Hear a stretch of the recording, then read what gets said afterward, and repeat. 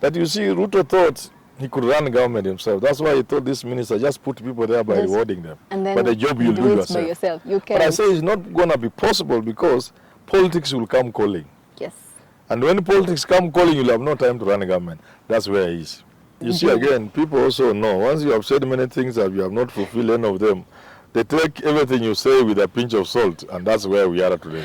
So we are at a point where very few people can believe that Ruto will deliver on anything he's saying. I don't scared the late Jeremiah Nyaya was a minister say, when I was minister for broadcasting, mimi ndio nilianza ile kitu ndong ndong. He was so sorry, you know, at least even one thing like that to be remembered for. And these are young people. They are going to be moving this Nairobi when people will be pointing fingers at them. Tell him, Murukomeni, where will you go, minister? What did you ever do?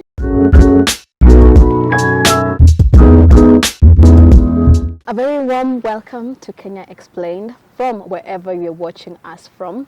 We go out of our way to get professionals, legislators, top brains to pick their mind on finding the trajectory for our beloved country, Kenya. And I keep on saying that these conversations are going to provide a blueprint for our future generations. And today's guest does not need introduction, I presume. How are you, sir? Wonderful, Esther. You're very well. Oh, well. How is your Ramadan? I thank God. How is your Ramadan? Wonderful. Yes. What has it that you are about to exit the stage? What do you have to say about that? In these things? Yes. I've done my bit.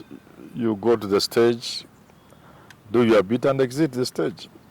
I want to leave people like you to continue. Yeah, you have so much to offer. That's why we have to milk all that from you before you exit and leave it to us. Well, I've been around for a very short time, but I want to leave. All right. Ladies and gentlemen, keep subscribing to this YouTube channel. Our guest today is Professor Herman born Manyora. And Prof, today we are unpacking Ruto's administration and performance in these 8 months. Yes. Now, has he played a rightful role in uniting Kenyans? You could say yes, he has tried because the country is still intact.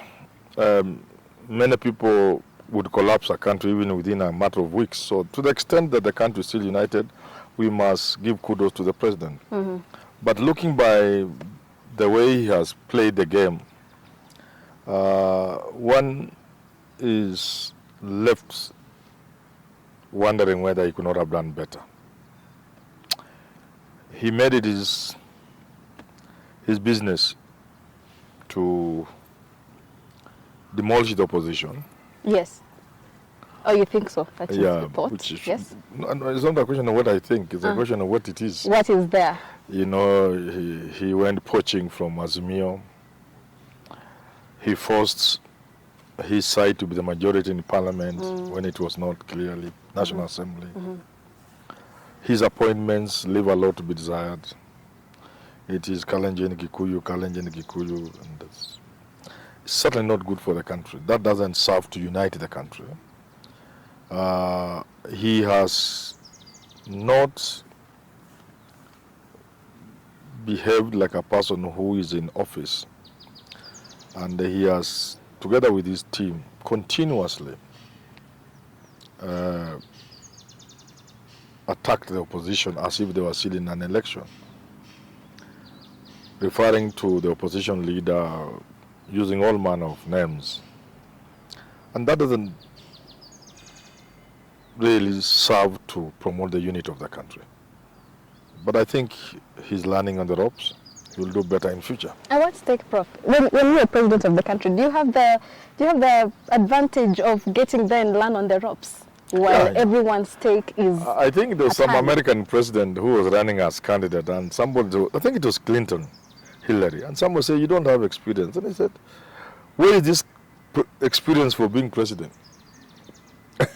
You cannot have been president, then you come with experience. I think that was, Hillary Clinton. No, not Hillary. Bill Clinton. Okay. Yeah, it's something you learn when you are doing, which is true. People may argue, but there's a lot you learn when you get to office. Yeah. Any office. Yeah. And now, Prof, Yourself, you said on Al Jazeera, an interview on Al Jazeera, that you voted for Raila Amolo Odinga. Yes. And you know, I keep on defending you out here to my viewers. I don't need to be defended. just do your bit, leave me alone. I don't need defense. People keep on saying Herman Manyora is an Azimio person, and I keep on telling them he's not an Azimio person. Prof says it as it is. Yeah, but now here I am saying on Al Jazeera I voted for Raila. You voted for Raila. And that's the introduction they gave, eh? Yes. Yeah, blah blah, and he voted for Raila. No, who said that you won at this point? You know, let me ask you. If you are non-partisan, you are not for Raila or Ruto. Does it mean you not vote? You will vote. So when you go inside there to vote, you watia Ruto kidogo, Raila kidogo. That's how you can. So you'll vote for one person. You'll vote for one person. So that's the one person I voted for was Raila. Okay, yeah. But if you see a problem with Azimio, you'll pick on it. Yeah, yes. Well, and I've done it many times. If you see a problem with Kenya Kwanza, you'll pick on it. I've done it all the time. Yeah, I think I do the same thing because you can't be. The only thing I did, which many people don't do, and which I found necessary, and there was a context to it. I was writing an open letter to the president. So I wanted the president to know where I'm standing, so that as I'm advising, he knows that I'm a sincere, honest person. I'm telling him, although I voted for Raila, I would wish you well. Okay. I want you to do good for this country. My advice is coming from a man who loves this country and who has the faith and confidence in you that you can turn around things. Yes. So I needed to give that background that I voted for Raila Odinga. Now, Ruto called out Raila.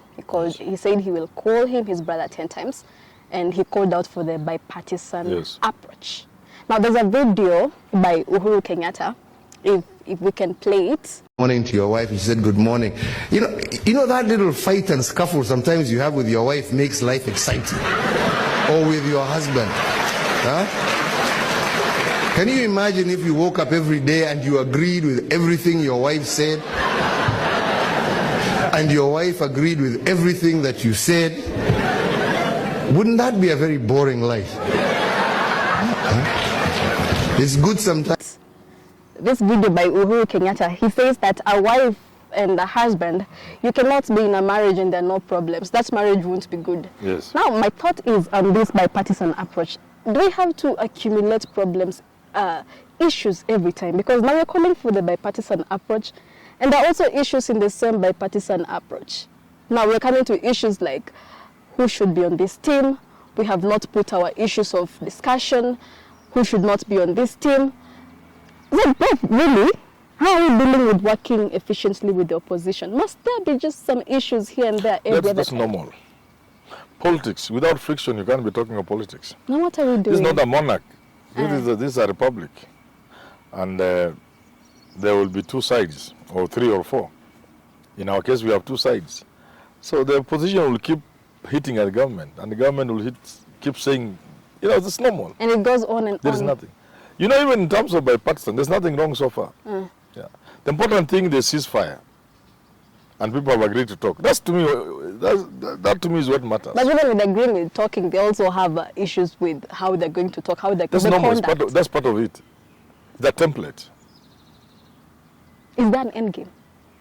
There must be an end game, which is to make this country peaceful. What if Raila saying that he's going back to the streets? That's just part of it again. That's normal. That's normal.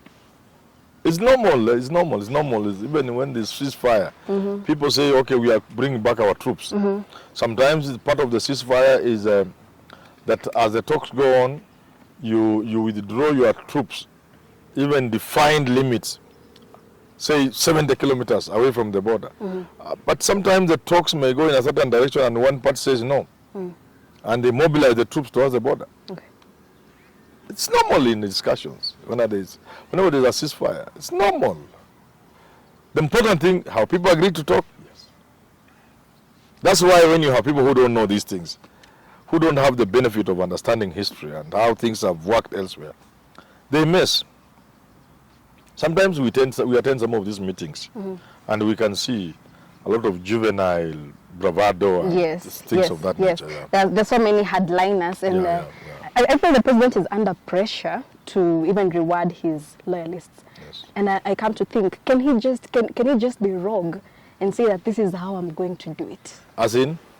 He says that because there's her name is Naomi Wakos. She mentioned and said that, you know, when BBI came, there were other parties that were brought to the picture and we were thrown outside. So at this point, I come to feel that these headliners, maybe in Kenya Kwanza government, feel that their positions are threatened. That's now, normal. can the president just come and say, no, this is how I'm going to do it? I don't care about your interests, what interests you're protecting. It's for the good of Kenya. It is rarely done like that. Ideally, that's the way it should be. But you need to look around and see how stable are you. Sometimes you depend on these people for your own survival, and by extension for the survival of the state. Yes. So the president is always balancing between his own survival of the state, you know, unity of the state, and all those kinds. Balancing them is not an easy matter. Yeah. People may just talk from outside. When you land there, you know it's not easy. It's not easy. There are people to reward, there are expectations. In the process of rewarding, you may go overboard the way Ruto has gone overboard. You don't have to reward everybody. Because if you try to do so like he has done, then you end with the people he has put in office. And you can't balance it. You can't reward everybody. There must also be different ways of rewarding. You can't make everybody a minister in respect of who they are, their record, their tainted past, their abilities. So you must reward people. It happens everywhere in the world. Because you can't just become president or prime minister like that. There are people who support you. And you reward them. There'll be businessmen, they'll want tenders, there'll be people who want public office, stuff like that. It's normal. But it's always important to do a balance between the need to reward and the need for serving the country. So you look for loyalty, but again, there is competence you look for. Yeah. You must balance. It's difficult, but it's necessary. It's really difficult. Yeah. Okay, Uhuru's role in all this, is it perilous? His silence, not his role, his silence, is it perilous? Is it tactful? Is it strategic? First of all, his farm was invaded. He hasn't talked until first of all, it's necessary that a former head of state keeps up politics. He was involved in peace talks in Tigray. Yeah, that's a bit different. Tigray, DRC, that's international. But within a local state, our own experience as a country and our tradition and the culture I want us to maintain is a culture where one will respect those who have been in office. That's why I called out the government when they went for Matiangi. We have to learn to respect those who have served this country, unless they engage in criminal activities, in which case you tell the country they know and you arrest them and charge them. But to be witch-handing people who have served, from president to others, is not good. Then the people get afraid and they fear to serve because they may be haunted in future. So that's one. They should learn to keep quiet, and we should respect them. And that's what Uhuru is doing. Moi kept quiet, kept his peace. Kibaki did the same. Uhuru should do the same. We want Ruto to do the same. Constitutionally, he is to play an advisory role and consultative role. He can. He chooses to. If he chooses to. But you see, when people, the question you might be asking, perhaps could be tending to ask me whether if Uhuru got involved in this thing, what it will look like. It will be ugly. It will be very ugly. What if he takes a neutral stand? Neutral stand, that's what he has done. It's okay. But if he chose to be... No, by speaking. Not Chinyamaji. By speaking. Saying that, oh, you people... Yes. And then he brings the that's mediator. already coming out. So it's important that he tries to play the mediator. No, it's important you keep out. You've been there. Let the opposition and government fight it out themselves. You keep in the background. The important thing is for a former head of state to be in the background. Okay. Not to take an active role in the politics, from whichever side, not even neutral. Just mind your business. Take your drink, you know, do your business, run your empire, financial empire, and enjoy your life. All right. Play with your grandchildren. I understand. Yeah, there's too much to do. Go travel, do international work, do philanthropy, but not get involved in the politics of the country. Okay. It is very risky.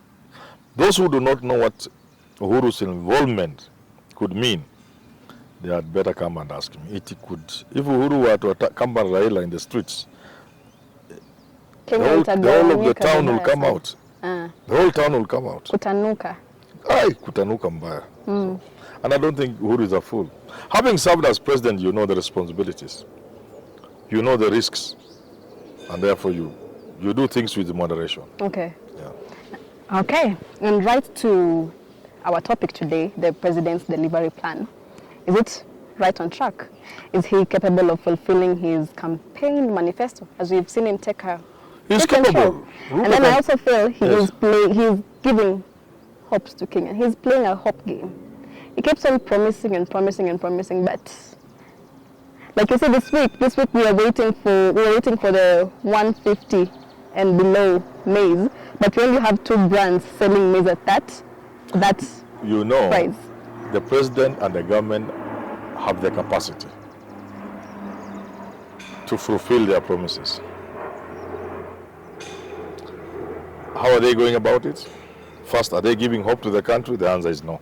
He is giving hope. He There is keeps no on hope. promising. The promises, I will go at giving the hope dollar and rate. promises and hope are 2 different things. Are they? Promises you can give as many as you want, and people can believe in some they don't believe. But so far, there's no hope he's giving. Can people believe? People are doubting. Prof, I'm still waiting to buy People the are gas. doubting. I'm still waiting. There's hope. I'm still waiting to buy the gas at 300, 500 shillings. You see, again, people also know, once you have said many things and you have not fulfilled any of them, they take everything you say with a pinch of salt, and that's where we are today. So We are at a point where very few people can believe that Ruto will deliver on anything he's saying. So that's too bad for him, too bad for government. He must restore hope in the people of Kenya, and he has the capacity to deliver. He has allowed things to hold him hostage, and the time for him to let go is now. You cannot listen to the World Bank and IMF, for example, and let your people suffer. So you have to call their bluff. Tell them, well, my people will not die so that I please you. Look, the hole that is the debt. We have said, and we all know, that we have to stop borrowing. But it's being pushed into more and more debts by the same institutions. Yeah. So that's where the problem is. He has not shown that he can fulfill the promises he made. Not even in terms of the capacity. Don't you think he's trying? Trying is a bad word. We are in such a bad state that trying cannot be applied here. You have to do something, however little. But trying is not good. Anybody can try. Okay. The president cannot be asked to try. Not when people are dying from hunger. No, the economy is doing so badly. If we allow the president to try, then the country will collapse. That's a very hot seat. Keep on subscribing to this YouTube channel, ladies and gentlemen, as we go on with this discussion. That's a very hot seat, Prof. Why have you never thrown yourself into politics at a time? Because, I feel advising and taking it, to giving advice from a spectator is easier. Not all critics are creative writers. Very few critics are creative writers. Well, I can enter into active politics. I can, but I've not given it serious attention. And you see, the place is so rotten and so corrupted. Unless you are doing it at the very top, your contribution may be very little, too minimal. If you are a member of parliament, what can you do? If you are a senator, small little things here. So unless you are telling me to go for the top seat, then I can change this country. I can turn this country around. I don't need even 10 years. Would you consider? Well, I can see the way the country is moving. Maybe, who knows? Who knows? You could be my running mate. Politics. I don't want to get into active. By the way, there are very many people in America who believe I can be president of this country. There are many people. Give it a go, Prof. Yeah? Give it a go. I'm thinking about it. I was talking to Justina and I told her, I think we need new names. Because if you say that we're going to talk about Raila and Ruto every other time, we need new people, we need fresh blood. I'll think about it. Now, we get to Ruto's cabinet. Well, do you think his cabinet is a fuel of driving the administration to a performance-driven cabinet? And what dockets do you think have shown a goodwill to Kenyans? My position on the cabinet is well known in the country. I've made enemies because some of the people are my friends. People I've dined and wined with. And my position has been very clear. Ruto squandered the opportunity to form government that could help him run government. He squandered that opportunity. And I said, recently this thing was widely shared when I said on Spice FM, aired on KTN, that you see, Ruto thought He could run government himself. That's why he told this minister, just put people there by rewarding them. And then but the job you do yourself. By yourself. You can. But I say it's not going to be possible because politics will come calling. Yes. And when politics come calling, you'll have no time to run a government. That's where he is. He has no time to run the economy because he's spending all his energies now on politics. So if he had a good cabinet, they will be assisting him run government, even as he's dealing with politics. Now you are dealing with politics, there's no time for the economy. There's no time for government. It's evident. There is no docket you feel is performing? So far, none. So far. Now we are faced with... We had faith in Kindiki, but she has terribly underperformed. How do you think he should deal with the bandit situation? It has affected all... I thought because he was an educated person, he could deal with it different. But he's just dealing with it like any other person will deal with it. But the cabinet is not... They're not on the job. If you had a word... Look at the carnage on the roads. I want to do a video on that. Yeah.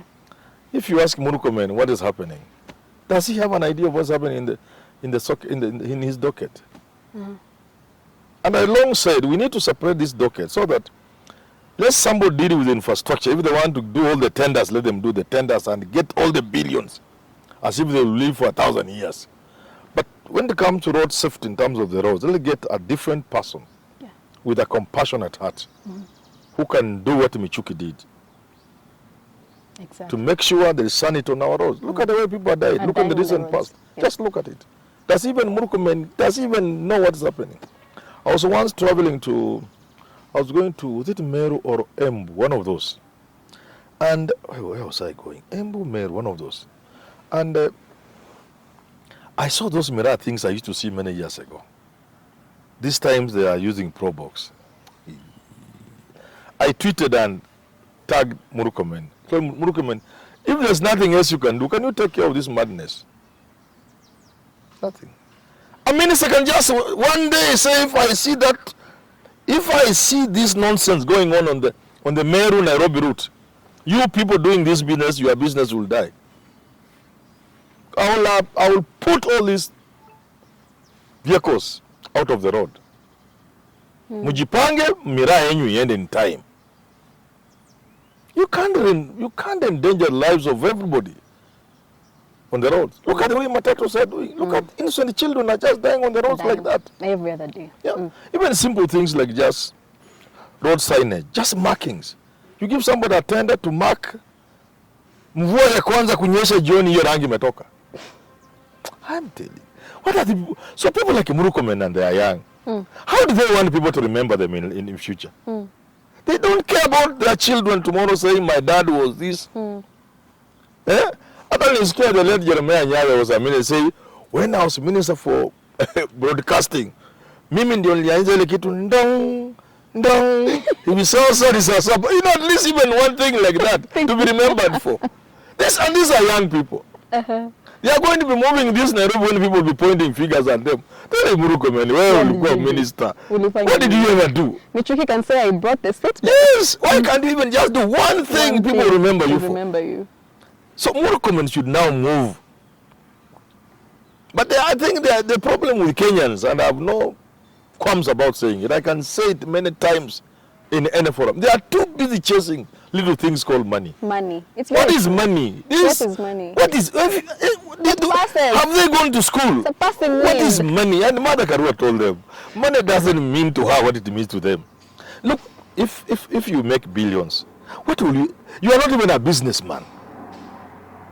So, the pleasure Chris Kirubi had in multiplying money, you know, the pleasure you get out of multiplying money, you know, earning money, investment, you don't have it. You are not an investor. You are just piling money.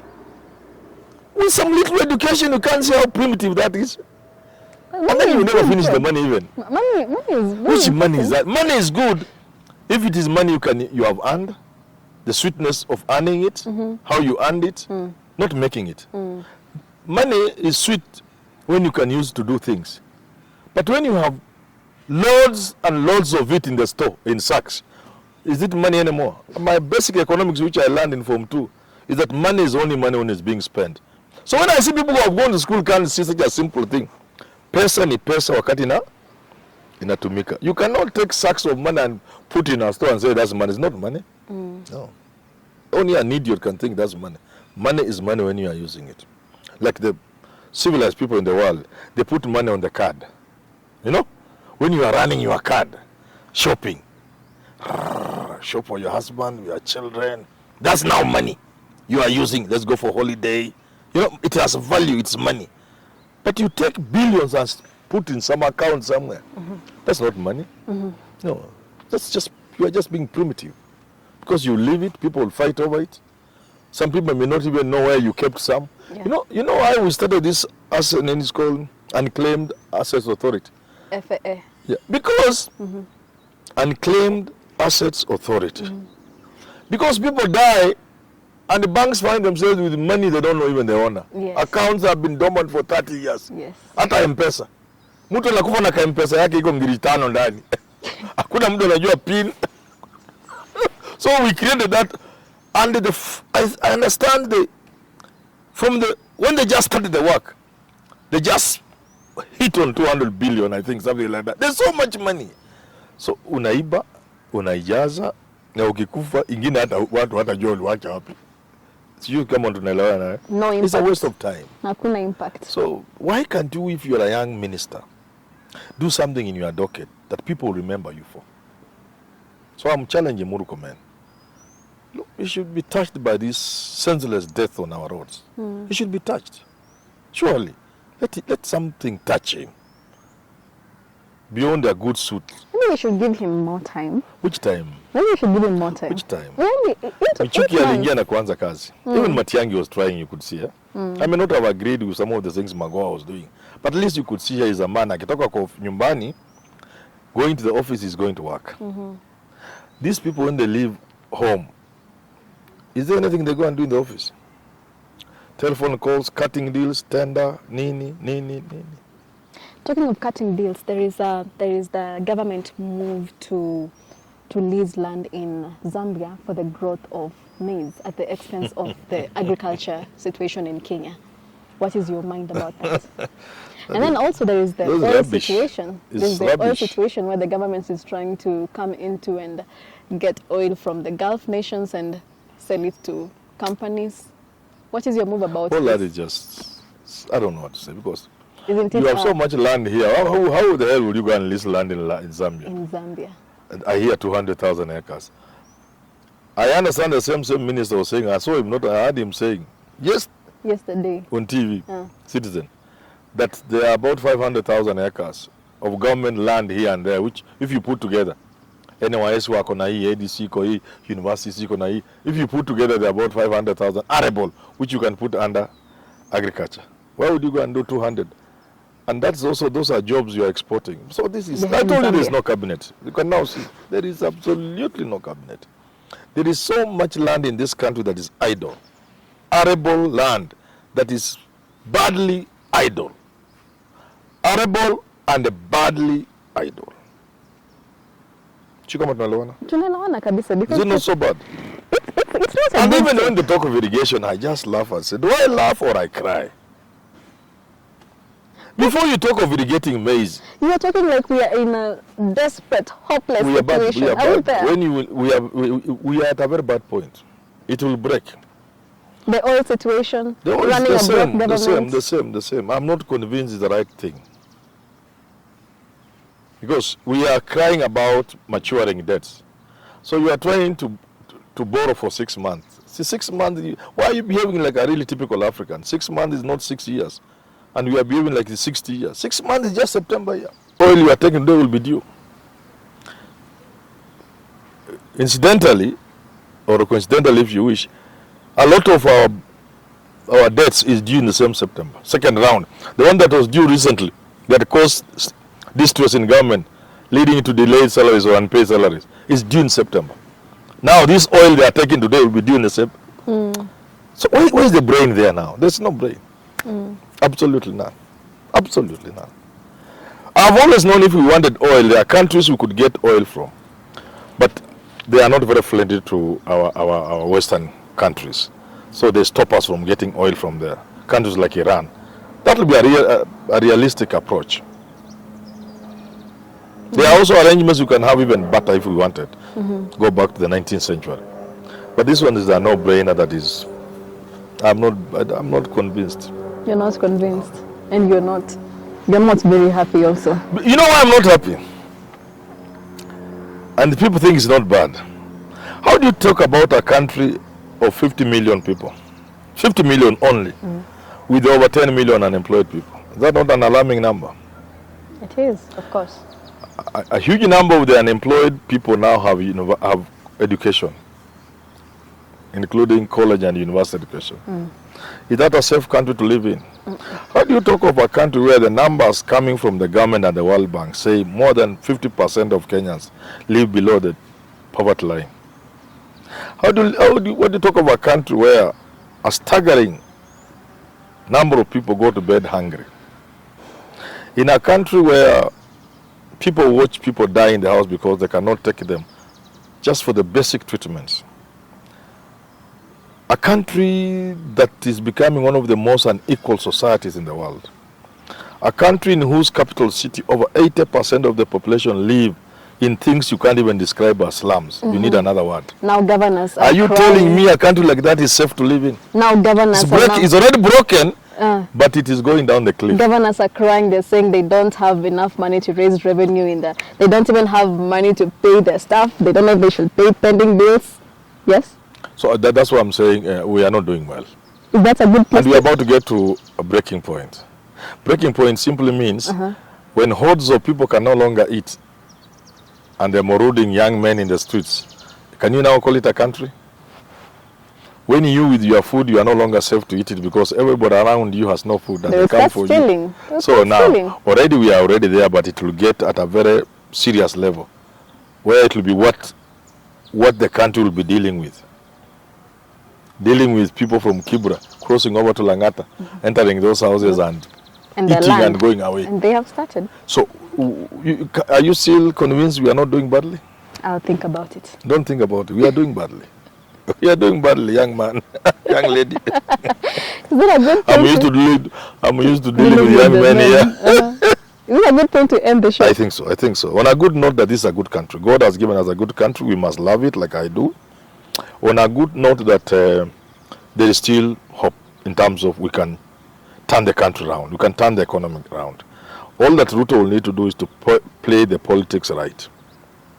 And at this point, the most pressing thing is for Ruto to sit down with Raila Odinga and the other people and talk about the future of this country. The future of the country.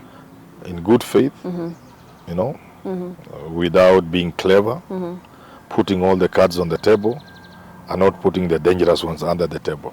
And if we agree to talk about this country, there's so much hope that we can turn things around. Yeah. There's a thing you have about hope.